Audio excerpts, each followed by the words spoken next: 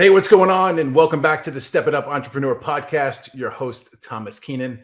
I've got Mr. Tom Jackobs here with us today. And we were just chatting here briefly. I was like, man, it looks kind of dark over by you. And you know, it's a little, I don't know, intimate looking. It looks great, your background on the video.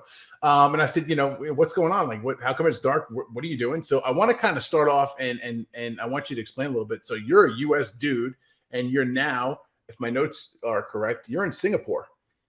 Taiwan. Okay. Close enough. Close enough. Tell me a little bit, like, how did you end up there of all places? What's the story behind that? Yeah. So people always ask, why did I choose Taiwan? And in reality, Taiwan chose me is how I felt. I had sold my fitness business 7 years ago, I think 6 or 7 years ago. And I always wanted to travel and kind of live the laptop lifestyle, digital nomad experience. And so I started doing that. And I've been all over the world, spent a long time in Thailand, Philippines, Europe, several different countries in Europe, and just really enjoyed spending a good amount of time, like 3 months at a time in foreign countries, because learn the culture and just really immerse yourself in great experience, especially when you're a storyteller and it gives you really great stories to tell. And so I was living in the Philippines. I moved there in November of 2019. And so I was living there for a while. I had plans to spend about a year there. But then I got bored, which all entrepreneurs do at some point. And I was like, you know what? I want to go somewhere else. I think I'll spend a good chunk more time in Bangkok. So I made arrangements to move to Bangkok. And I had booked flights back to the US. I was going to spend about 2 weeks in the US and then fly back to Bangkok. Yeah. And it was March 15th of 2020. And I was on I actually was supposed to be on a plane on the 16th of March, but the airline canceled that flight and moved it back to the 17th. But then I was like, well, that's going to screw up all my travel. So let's do the 15th instead. So good thing that we did that, because I was on the very last flight out of Cebu Airport, Philippines, before they shut down the airport and the borders in the Philippines for COVID. And I had a 2-day layover in Taiwan. In Taipei, Taiwan. And I'd never been to Taipei. And I was like, this is cool. I'm going to spend 2 days in Taipei and just kind of see how things are there. Land in Taipei, everything's pretty cool. And then all the news broke and all the events I was going back to in the US were canceled. And the world was going to hell in a handbasket very quickly. Yep. And I said, I think I'm going to stay here. So that 2-day layover turned into 3.5 years now. Wow. That's pretty wild. That's wild. What was the biggest shock for you going there culturally wise? The language, for sure. So Mandarin is the spoken language here. And it's pretty difficult for a native English speaker who doesn't have to worry about tones and how you sound the words. But in Chinese, in Mandarin Chinese, there's 4 tones. And so you really have to know what the tone is, or else you could call somebody's mom a horse. Gotcha. Which would probably not be a good thing. Yeah. So the tone or the inflection in your voice has a lot to do with the context of what you're getting across. Yeah. Well, it's the word itself. So it'd be like saying there, but saying there in a way that is they are versus over there or there. Right. So it's confusing, but I can order coffee and a beer. So hey, you're good. That works out for me. Yeah. That's all you need. Hey, I need a bathroom, a coffee, a beer, and just serve me some kind of food and I'll leave you some money. We're good. Yeah, exactly. It works out. So you're big on stories and storytelling. Yep. And to me personally, this is a big piece of me as well. I love it. Would I say I'm an absolute expert at it? No, I've got my own little style, I think, and I've picked up from some other people in the past. Now, my whole background here is like big into core values, and communication is one of them. Okay. Mm-hmm. Personally and professionally. So if we have excellent communication, part of communication, it's not always inward communication, it's also outbound communication. Outbound communication can be used for several things. Basic communication, just, you and I having a conversation, ask you to do something, give you an update if you're a client. But from a marketing perspective, that's where we start getting into the storytelling. When I do, one-on-one coaching sessions with my clients as well, oftentimes as I'm listening to a struggle or a pain point that they're facing, it'll trigger a memory. And I'll say, hey, pause there for a second. You mind if I tell you a story? Yeah. And my story has something to do directly with the situation that they're in. Right. And I found that storytelling over the years, over my life overall, has been really powerful. It helps you connect to people in a much better way than you just, pumping information or facts down their throat. So give me a little bit of insight and background. Why do you love storytelling, and what's your twist on it? Yeah. So, well, to double down on that whole connection piece there was a study done at Yale, I think it was Yale, that they on storytelling. So what they did was they put a storyteller in a functional MRI machine. So did live brain scans of of their head, and then had two receivers of the story, and they did the same thing with them. And what they found is while the storyteller was telling the story, the same areas of the brain were lighting up in the storyteller as with the receivers. So there's this neuro connection that actually happens where you're creating this connection, but you're getting that prospect or the person that you're speaking to in, like, literally in the story with you. And by doing that, the memory is much better. So you could talk facts and figures, benefits and features all day long, and nobody will remember it past 5-10 minutes. Sure. But you start telling a story that relates to the benefits, the features, and my whole thing is with sales and storytelling with sales. So when you can wrap a story around one of the benefits of the product or service that you're offering, the prospect is going to remember that a lot more. And so that's just my take on on storytelling in sales is, one, how can we create a better connection with the prospect? And the best way of doing that is to tell a personal story about why you're passionate about what you're doing. And that, again, will create that connection, but then also to further kind of get people into, the buying mode, is to then share success stories of clients that you've helped before, and then tying those success stories or your own personal stories in with the benefits and the features of the whatever it is that you're selling. Gotcha. So I wrote a question down here as I'm listening to you go through this, and you somewhat touched on it here, but I'm going to ask you anyway so we can get a solid answer here. So in your opinion, right? So you help people with storytelling through sales and sales process development, so on and so forth. Yep. At what point in the sales process should we be storytelling is my question. So I always like to bring storytelling up, the personal story, to be almost the first thing that you do in the sales as part of rapport building.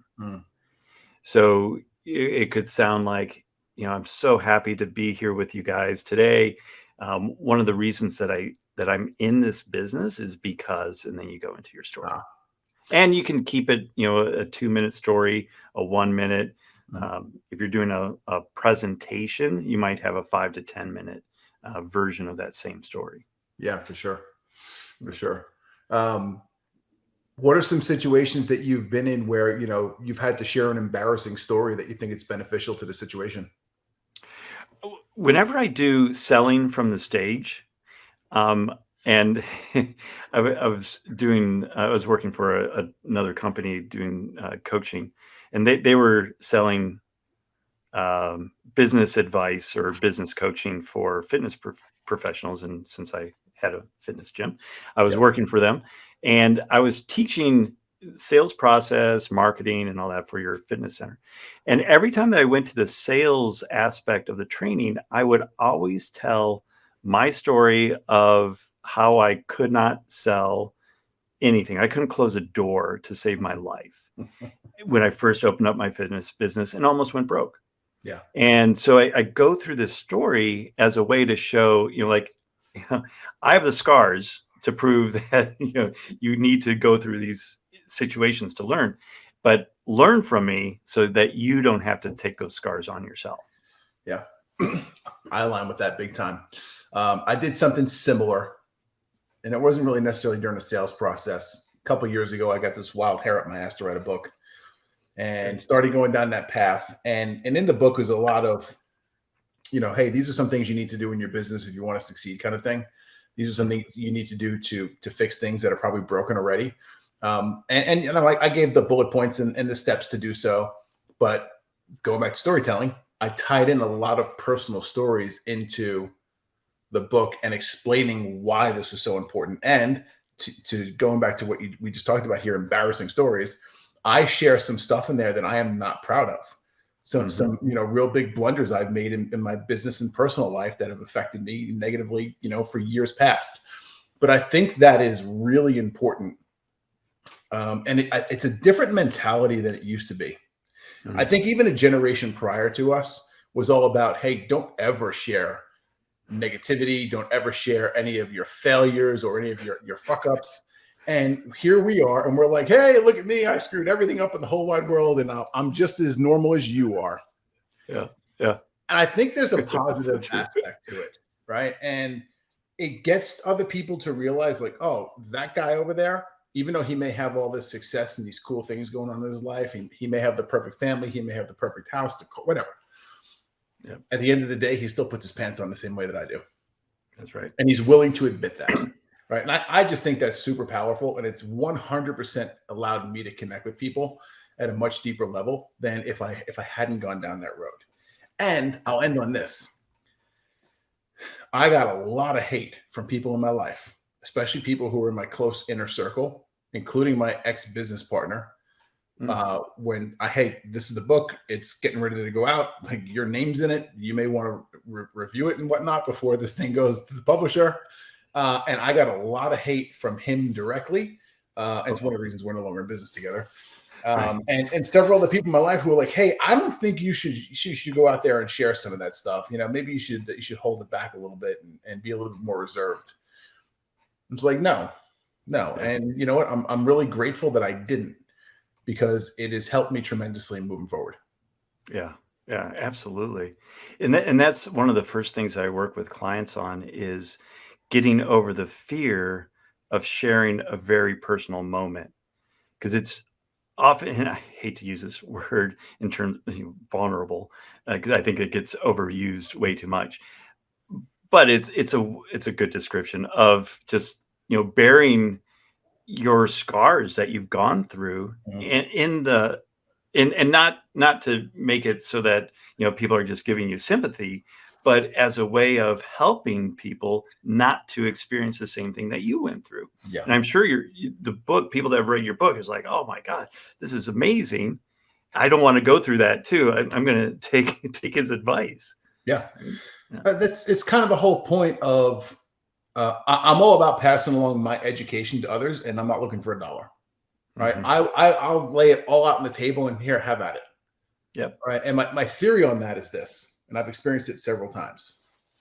I have a Facebook group that I run, and it comes from an industry that I was heavily involved in. I'm kind of out of it, but I still admin the group.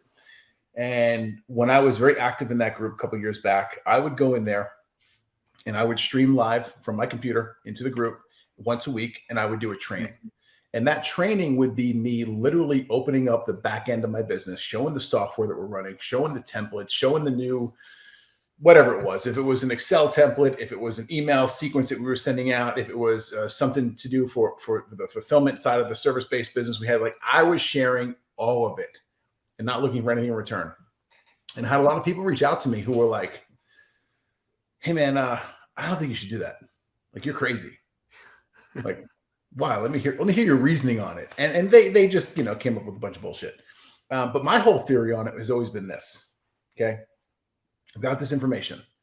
Let's go on this Facebook Live. We'll just use Facebook as an example, because this can get done in groups and get done in person, live events, the whole 9 yards. We'll use the Facebook group as an example. There's 1,000 people in the Facebook group. Okay. I go live once a week. Maybe 100 or so people are going to watch the video. Okay. Of those 100 people that watch the video, 10 of them are going to take action on the information that I gave. Mm-hmm. Of those 10, one person is going to complete it. If that. If that. And hate to break it to you, Home Slice, you completed it probably 3 months or 3 years after I have. Mm-hmm. So I'm not worried about the competition at that point. Right. This is my way of giving back to an industry, to a community that has, got me up to where I am. It's helped build the lifestyle, the career, the whole 9 yards. So if I can give back and not look for anything in return and share this information out, cool. Is there a plus? Is there a benefit for me? Absolutely there is. Right. And I don't hide that either. It helps establish me as an authority within that space. Mm-hmm. Cool. We'll do it all day long. Yeah. All day long. 100%. Yeah. I used to give out workouts, like complete workouts, as when I was doing fitness training and had my fitness center. And again, people like what you said, people are like, why, other trainers are like, you're giving out some of your best workouts. I mean, like, yeah, nobody's going to do it though. Or they might do it once and like, oh, I screwed up. I don't know what to do. And then they come back and they're like, hey, can you help me with this work? Yeah, come on in. It's $60 an hour. That's just it right there. Whatever. Yeah. Yep. Hey, here it is. This is the roadmap. This is the game plan. I use the same model in what I'm doing now, right? So we do a lot of on-site assessments with clients. Matter of fact, I leave tomorrow. I got to head to Denver, Colorado for a couple of days and do one there. Sweet. So what we do is we go on site and we spend 2 full days at the client's facility, and we tear into everything from a 30,000 foot view, from an operations perspective. That's where my passion is, and I do well in the operations side of business. Sweet. So we look at everything, and afterwards, and while I'm there with my team, we document everything. Everything's written down, all the conversations we have, questions we ask, we're writing all of it down. We come back to Dallas, Texas, and we spend about a week or so putting together the deliverable, right? This is the roadmap. Hey, this is what we uncovered while we were there. This is what's working great. You should probably double down in these areas. This is what's not working so great, and here's what we can do to improve your overall business, right? And this is my version of giving out the free workout. Yeah. Right. Cool. Here it is, folks. You've got the roadmap. You've paid me for this deliverable. You have a couple of choices at this point. You can take this and self-implement, and best of luck to you. And I'm not mad. Right. And also keep in mind that we are here as an add-on service to help you accomplish and basically tackle the roadmap that we've given you. So in your world, that would have been like, okay, yeah, come join us, pay the monthly recurring, and become a member of the gym, and we'll customize your workouts and make sure your form is good and you're putting good stuff in your pie hole throughout the week too. Yeah, right? Exactly. Yeah, I'm very familiar with that, sir. Yeah, I mean, it's a great model, and I wish more people did that. I have a friend that does marketing, and just trying to get him to give away stuff for free. It's just like pulling teeth. He's like, oh, I don't want to give anything away for free. That's I'm like, oh, like listen, listen to yourself talking. Like, people aren't going to implement what you give them. Yes. But they're going to appreciate the fact that you gave it to them in the first place. And when they fail at trying to implement it, they're going to come back to you and say, this was a really good program. I just didn't do it right. Can you help me implement it? Yeah, of course. Here's an invoice. Yeah, exactly. Pay up front. Yep. I love it. So let's go back in time a little bit here. Yep. You spent years in the fitness industry. Tell me a little bit about your exit or your exit of the industry. Did you get to a point where, you were done with the industry, you wanted to tap out, you got a good offer for the company, and you said, see you later, I'm going to take my money and run? Like, what did that look like? Yeah, great question. So I owned the fitness business for 9.5 years. It was a brick and mortar facility, but all personal training. Okay. So it wasn't really an open gym. Before that, I was personal training for about 5 years prior to that, while also having a corporate job. So I'd quit my corporate job, oil and gas. Yeah. Yeah. sell out to. So I quit that very high paying, oil and gas logistics job, and then go all in on my fitness dream. And so I owned that for 10 years, but the first year was hell. Like I went broke like 2 or 3 times during that first year until I figured out how to sell at a high level. But then at about year 5, things were just rolling along just fine. I was like, what do I do today? Like there's nothing to do, because everything was just running. I had good staff. And then a coaching company, that I had hired to help me with my fitness business, they then approached me and say, hey, would you like to coach other fitness business people? I was like, yeah, that sounds like fun. And that turned into, oh, can you sell our program for us? So yes, that turned into, will you travel around the world selling our program for us from the stage? I said, hell yeah, I will do that, definitely. Yep. And, my business was on autopilot. I had a general manager in place. She was running it. And then, I was traveling around the world and loving every second of presenting on stage, selling from stage, working with clients and coaching them through.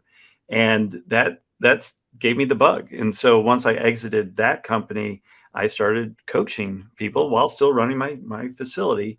But the running the facility was just not giving me the same juice that coaching was giving me. So I ultimately, I was like, you know what, I need to just go all in on this new passion, because, we love shiny objects as entrepreneurs. Yeah. So I set up the business for sale. And that took me 2 years to get it ready to sell. And, for any business owner that's wanting to sell their business, they really need to take the time to think about the buyer. Like, what's the buyer going to want to see? Well, they're going to want to see a good revenue, good profit margins, and they want to see that it can run without them. So I spent a ton of time perfecting our standard operating procedures, getting all the books in the correct order, where, the owner doesn't have his groceries paid for, yes, or his car paid for, just little simple things. Yeah. And getting everything right so that when they looked at the last 2 years of tax returns, it really detailed out without them having to go, okay, well, how much of this was actual personal expense? And I was very clear, none of it. This is all business stuff. Owner's discretionary earnings. That's the term right there. Okay, that's good. Yeah. Yes, I'm familiar. Yeah. And so then I put it up for sale. And it was private. I approached several different people that I thought would be interested. One of which had gone through a training program that I put on to be a trainer, and we ultimately rejected him from being from joining our team as a trainer. But he wanted to buy the business, so I sold it to him. That's awesome. It worked out great. Yeah, that's really cool. We have a lot of overlap in our stories, which is wild. Very similar to you. So I come from the car audio industry. Spent 22 years as a custom car stereo installer. Owned a business there, crashed and burned it. My second company, we got into GPS tracking and dash camera installs in commercial vehicles. Oh, wow. So same skill set needed, just different business model. Yeah. Did pretty well there. Cranking along, started getting heavily into self-development, learned a lot about me, hanging around different groups of people, just, people who were more driven, to be honest with you. And I started helping all these people for free in that Facebook group. And I kept getting these pings of fulfillment when I helped these people. It's like, oh my God, this is awesome. I love it. I don't even care about the business right now. It's over there doing its thing. It's pretty much running without me. I still get paid every week. Awesome. So COVID comes around, and let me backtrack here. About a year prior, a coaching organization that I had hired asked me the same question. Hey, we're growing and expanding. Do you want to come on and train our executives? Well, yeah, sure I do. This is awesome, because I kind of want to do it for myself, but I don't know what steps to take yet. So let me go do it under your umbrella. And did so, wound up moving in the middle of COVID from New York to Dallas. And about 30 days after I got down here, they recruited me full-time as the COO of the company. Spent 2 years growing a large coaching mastermind company from 7 to 8 figures, Mm. which is pretty cool. It was an awesome experience. I don't regret a single moment of it. But also got to the time where the owner and myself weren't seeing eye to eye. I am unemployable. I've been, a business owner for 20 something years. Yeah. It's very difficult. And I see you shaking your head. You understand fully. Yeah. I'm allergic to work for someone else. Yeah. And last July, it was just time for me to go do it for myself full time. And here we are. Yeah. So it's just wild that here we are, we're literally a world apart on a StreamYard. I was going to say Zoom, but same shit. And we have these stories that even though we're in separate industries doing separate things, they're so similar. Yeah. And that, again, is the power of storytelling as well, that you can find connections with other people by sharing stories with each other. Yeah. And, I think in the business environment, so many people are afraid of doing that because they want to, portray, oh, I need to be professional. So let's just talk about numbers and all that boring shit. And they're not getting personal, especially B2B sales. People are afraid to get personal, but they forget that they're selling to a person. Yes. It's not selling to a person. A person is a buyer. And so you have to have that human connection somehow. Yeah. And for me, storytelling is the shortest way to get there. Yeah, I hear that BS a lot. Like, well, I sell B2B. That won't work in my industry. Oh, come on, man. Yeah, yes, you may be B2B, but just like you said, you still interact in your prospect, your lead, your potential client, whatever term you want to use for them, is going to be a human being. Yep. Right. Yep. And you have to connect with that person. Right. I was always taught from a sales perspective, there's 3 things that equal a potential sale. And if you're missing one of these 3 components, forget it. It's not going to happen. And it's know, like, and trust. They have to know you to determine if they like you. And if they like you, then they can determine if they trust you. Yeah. It's pretty simple. Yeah. And less on the like factor, because a lot of times in the sales, you need to be sometimes a little harsh, especially if you're doing coaching, selling coaching and things like that, is to, they don't have to like you that much, but they need to trust you though. That's the key. That is key. I got a question about coaching for you, and I want your take on this. All right. In your words, what defines a great coach? Somebody who asks the right questions. Mm-hmm. Yeah. It's all about the questions, and coaching and sales is almost identical. Oh yeah. Because coaching is a sale, because you're having to sell your client on doing something that they probably don't want to do or haven't been able to do, or and sell them the idea that they can actually do it. Yeah. And it's all in the questions. And I'm always surprised with coaches that don't ask questions. They just tell you what to do. And then there's no like thought process behind it. Yeah. If I have a coach that's telling me, well, you need to do this, this, and this, and this, like, maybe not, but get me to say that I need to do it, then I'm going to do it. Yeah. Because you believe in it. You buy into it. Yeah. I also think that's the difference between a coach and a consultant, right? You pay a consultant to come in, look at your stuff, and the consultant says, you need to fix this, this, this, and this. Yep. Let's get to it. Right. Or let me go implement that for you. Whereas, in my opinion, a great coach is going to ask you questions that lead you to the discovery of the pain point or the root cause of the issue yourself. So you're like, oh, wow, I have to go fix this or else. Yep. Add some drive to it. I love it. Absolutely. I want to pivot here for a second, sort of pivot, but not really. I want to get back into speaking from stage and selling from stage, right? Which those are they're very similar, but they're very different. Very different. Yeah. Yeah. So tell me, in your opinion, like I speak a lot. I'm sure you do, and you have as well. What are some key pointers for the audience who is potentially looking to get into public speaking or maybe terrified of it? What are some pointers that you have for someone who's a noob before they go out for their first speaking engagement? What should they look for? What should they do? What should they not do? Well, number one to do is to script out your entire presentation and practice, practice, practice, practice, practice, practice. You don't need to necessarily memorize, but you need to know your flow of the presentation, and it needs to be second nature so that when those nerves come up, and they will, yeah, that you just go with the flow, and you're able to just pick up where maybe you went off track a little bit, but you've rehearsed it enough that brings down the nerves, but also gives you that confidence to actually have fun on stage. That should be a very enjoyable experience. I'm an introvert, believe it or not, and getting up on stage gives me so much oomph, but I am dead once I get off the stage. Like, just put me in a room, glass of wine, and don't talk to me for another day. I feel you on that. Yeah, I'm with you. Big or time. A beer or whiskey. Yep. I don't know, whatever. Yeah, I think that's solid advice.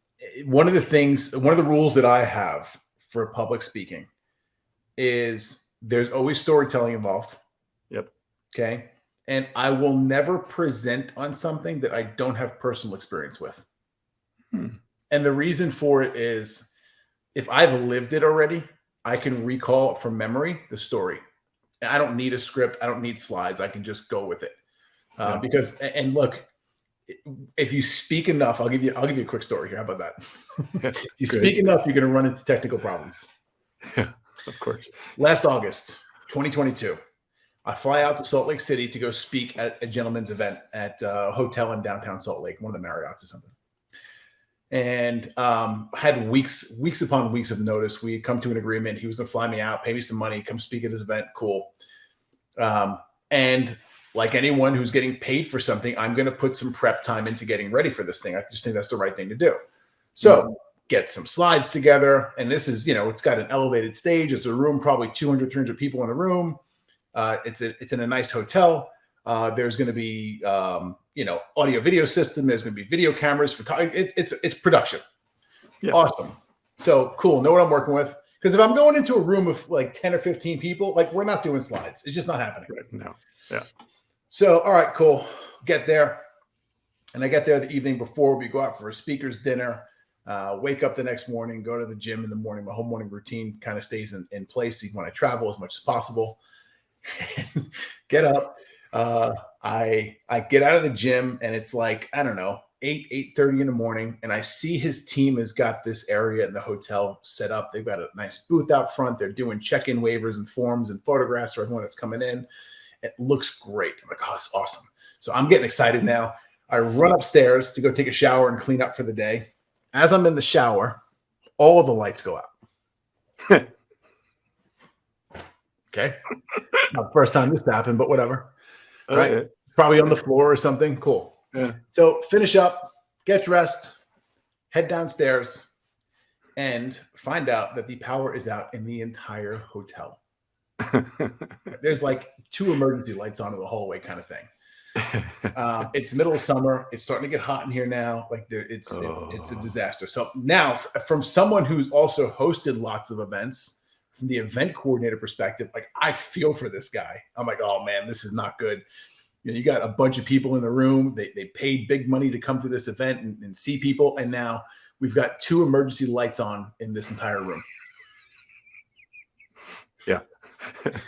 So I was speaking later in the day, probably, I don't know, 1:30, 2 o'clock in the afternoon. So I had plenty of time. I messaged him. I said, hey, I'm here to help. Anything you need me to do while I'm here, let me know. Like, just consider me a team member while I'm here. Like, I'm going to sit in the room and just and listen. But I'm a body. I'm a willing and able body. I know this is not an ideal situation for you. You need me to do something, let me know. So he says to me, hey, just show up and be present. If I need you, I'll grab you. Okay, that's fair. So show up, be present. And I'm sitting in there, and I walk into this room, right? It's a little bit later now at this point, and there's one open seat in the room. I sit down in the seat. There's this awesome lady sitting next to me who wound up becoming a client. That's a whole other story right there. Right? And I sat in that room, and this show still went on. He didn't skip a beat. He stayed on track the whole 9 yards. Wow. And presenter after presenter went up there. They did their thing. He went up, he spoke. Some people from his team came up and spoke. And all of the slides that I put together and the stories that I was going to tell, 2, 3, 4 people in front of me touched on multiple points that would have overlapped with what I had to share. So it was actually a blessing in disguise that the power went out that day, because it gave me time to sit back in that room, study the room, look at what was going on, and also get a good feeling for what the audience truly needed to hear from me. Yeah. Right. And I think it's important that if you're going to get into public speaking, that you're not a one-trick pony. Yes. You have to have different experiences, stories, backups, different ways to tell your story, different angle to come out at it with. And that's literally what I did. I was fortunate enough to go up later in the day. We still had no power. We still had these 2 emergency lights on. And I had to like really propel my voice since we had no microphones. Yeah. But I got up there and I told pieces of my story, and I hit on the pieces that really what I felt were going to impact the room positively. And sure as shit they did. Because as I said, the woman who sat next to me reached out to me. I gave her a copy of my book while we were there. She reaches out to me after the event, and I signed her on as a coaching client for a 3-month stint with me after the event, which was great. And that's the whole intent of why we go and we do these things. Exactly. Yeah. That was one piece of advice that I got from a speaker coach that I had long time ago. He said, whenever you're speaking at someone else's event or just an event that's not yours, spend the entire time there. Like, arrive early and don't just show up for your presentation and then bail, but be there beforehand so you can see what's going on. You can feel the room and you can adjust, make micro changes to your presentation if needed, because then it becomes so relevant for that audience. And when you do that really well, and like what you were just describing, then it's inevitable you're going to sign up people at the end of it. Yeah. All right. So let's get into the second half of this, which is stage selling. Okay. Yeah.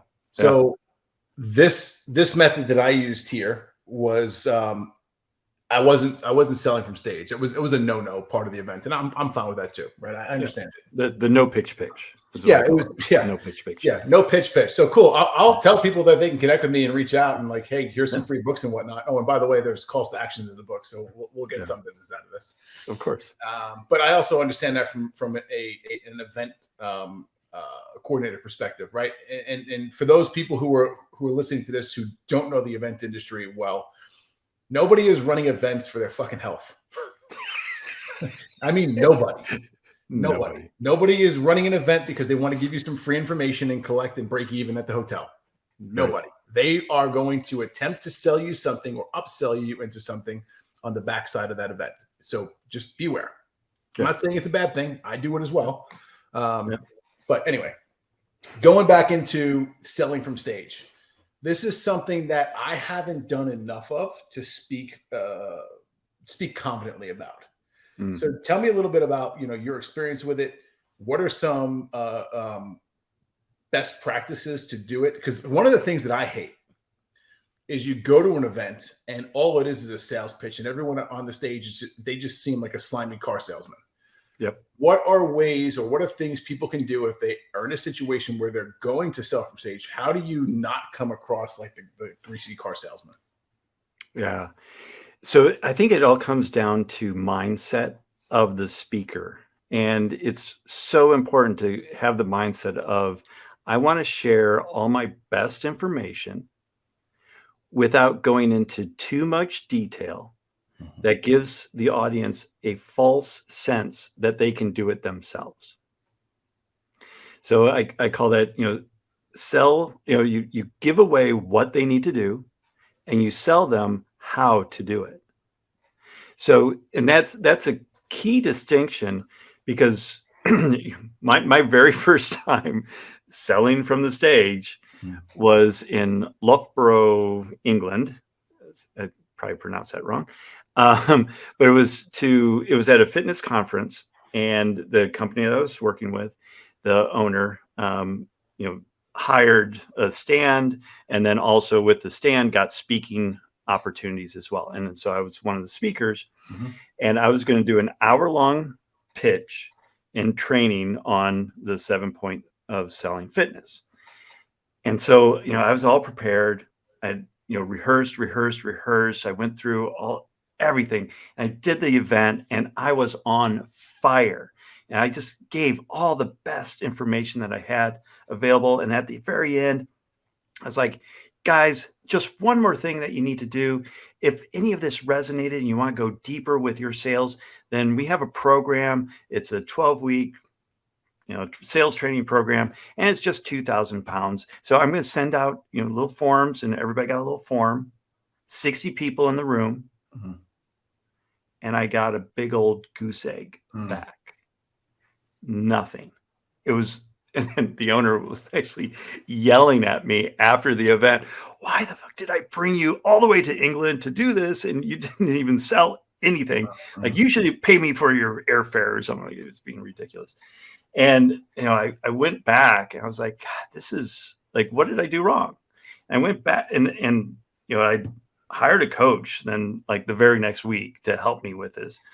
And together we determined that I was coaching too much. I was giving away too much information. So the audience, by the end of that hour, they're like, oh, I don't need a 12-week program. You just gave me everything I need to do. And then they're going to go home and they're going to try to implement it, and they're not going to implement it at all. And I did a very big disservice for 60 people by giving them way too much. And it's there's a fine line between being that pitchy salesperson at a pitch fest and somebody that's giving people an opportunity to know what they need to be doing, and then to go deeper into it and really excel. Yeah. And so that's the balance that you have to play. Is like, so I always structure the talks, and with my clients as well as my own, is we do story time, we do a few teaching moments, we go back to story time, and we just kind of take the audience on this little roller coaster ride. And then the last story and teaching moment is the actual pitch. So the pitch itself should not even sound like a pitch. It is an extension of the teaching moment. So typically how I bridge that is by saying something like, well, what I'd love to do next is to show you how you can go deeper with this concept that I just went through. Would that be all right with you guys? And of course they're going to, yeah, let's do it. Well, that just gave me permission to now show them what they need to do to hire me, to take them through this step by step. And they're good with it because they're like, yeah, like, tell me, like, this was really great information. I can't do it myself. How can I do that? And then you do your stacks and just making an irresistible offer and getting people to sign up. Yeah. Love it. I love it. What was the biggest thing for you that got you into wanting to tell stories, especially in a selling aspect? I think I just fell into it. Yeah. And I realized that my close rate was much better when I told my personal story. And I started kind of the storytelling and selling from the stage for my fitness business. Yeah. And I went through a body transformation program or body transformation, 12 weeks. And I lost 40 pounds of fat, gained 10 pounds of muscle. I had high blood pressure, high cholesterol, that all came down. And, when I would do lunch and learns for corporations, I would always start with my personal story, because they would see, this guy that's in shape and got a few guns on him. And they're like, oh, you don't understand. It's easy for you. You probably work out all day long and you probably love it. I was like, no, I hate working out. Like, that's like the last thing I want to do. Yeah. But it's always the first thing that I do in the morning. Yes. It's just to get it out of the way, because I don't want to do it. And once I share my story with them, they're like, oh, you get it. You understand me. You've been where I show my before picture. Yep. And they're like, oh, yeah, you know what it's like. Yeah. Yeah. So it just adds more credibility. It does. And I share that story with you as well, sir. Awesome. I take good care of myself now, and for many years I didn't. Yeah. And if I showed you a picture of me from 2017, you'd be like, who's that guy? That's awesome. Yeah. Oh, that's great. Going back to my retail days, Mm. I never considered myself a salesperson, right? However, I mean, owning car stereo stores and being managers of car stereo stores, like we were selling stuff all day long. Absolutely. And never until I got older and really understood the importance of sales, I never wanted that salesperson title put on me because it had a negative connotation to it, as most society thinks. And I now at this day and age, I think that's complete bullshit. Yep. So never wanted to wear the title of sales. Always wanted the title of installer or fabricator because that's where my passion was and what I love to do in the industry. But I was always coming to the sales counter and helping somebody out or selling somebody, or someone would come in and be like, hey, I want an audio system. All right, cool. And what helped me, this is similar to your transformation story, right? Because there's your social proof is in you and the actions you've taken.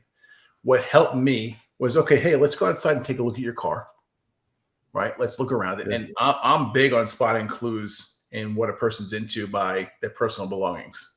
Yeah. Right? Look around that car, look for clues, pick up on things. What kind of music do you listen to? That kind of stuff.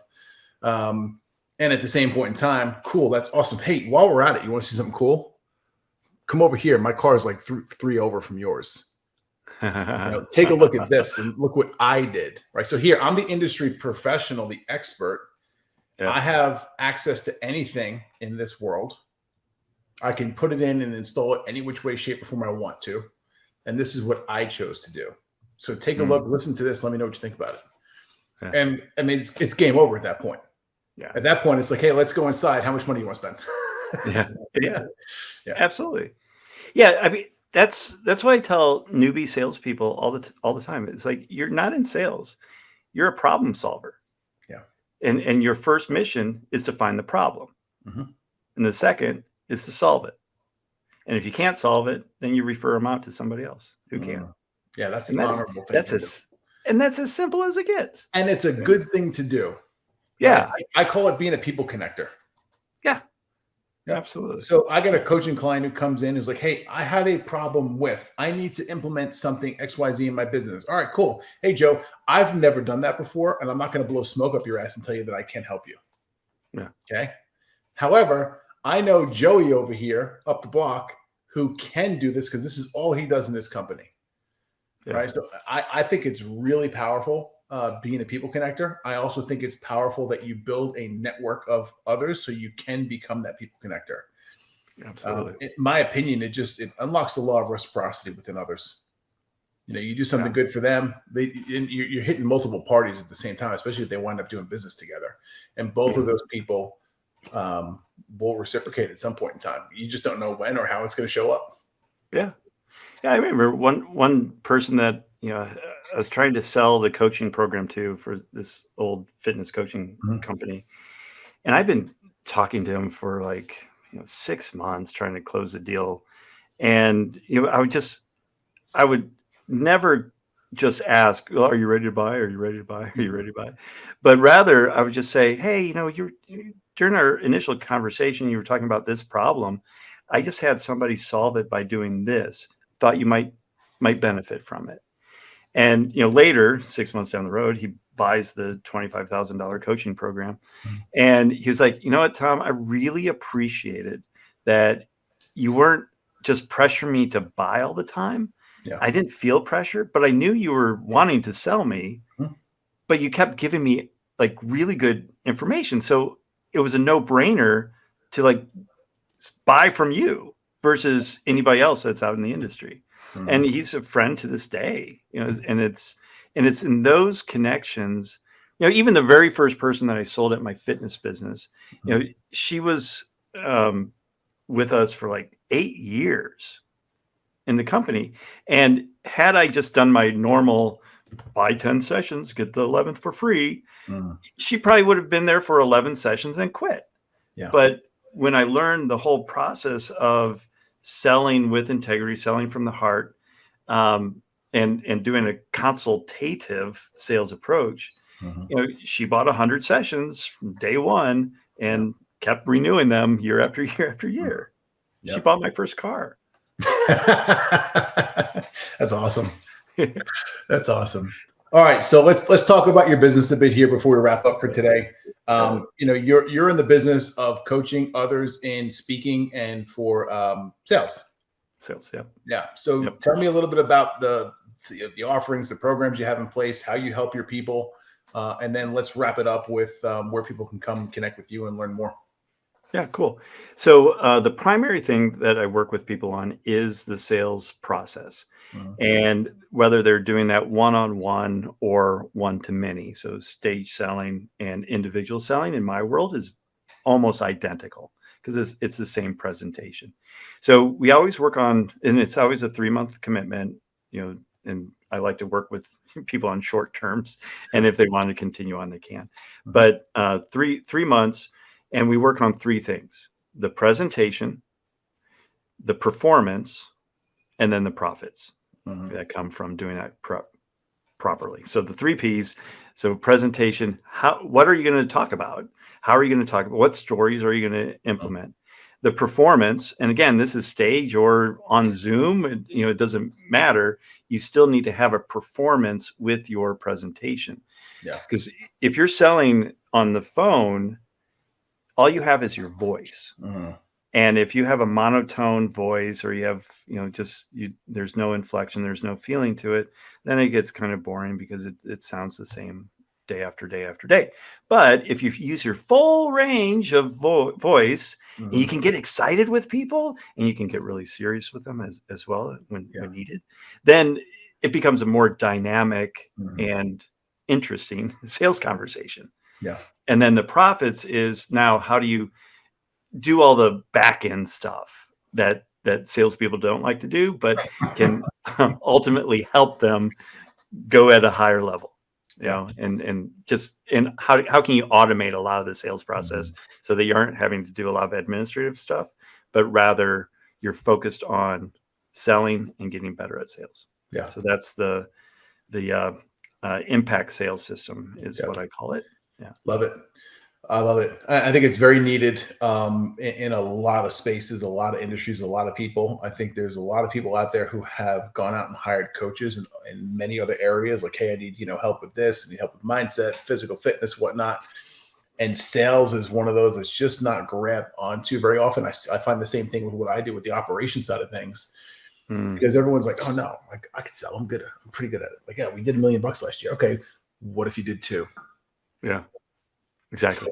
How about we increase your closing rate by just 10% in 3 months, or double it in 6 months? Oftentimes when I work with people that are good with sales, they aren't really, but in their mind it's like, yeah, I'm closing 20%. That seems like a pretty good deal. And then when we go through and create a process for them to follow, integrate some stories, now they're selling at 40%, 50, 60, 80%.